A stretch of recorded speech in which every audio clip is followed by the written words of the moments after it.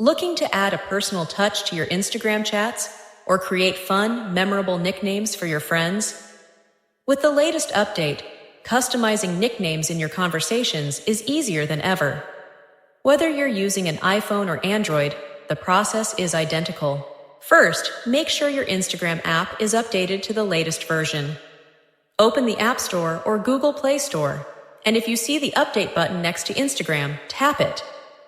Updating ensures you have access to all the newest features, including the nickname option. Once your app is up to date, open Instagram and navigate to the conversation where you'd like to change the nickname. Tap on the name at the top of the chat to access the conversation settings. Look for the nicknames option and select it. You'll see the profiles of both participants in the chat. Tap the arrow next to the name you want to customize. Enter a new nickname and confirm your choice.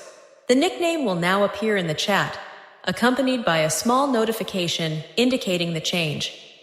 If you don't see the nickname option yet, it might not be available in your region. Instagram rolls out features gradually, so keep your app updated and check back later.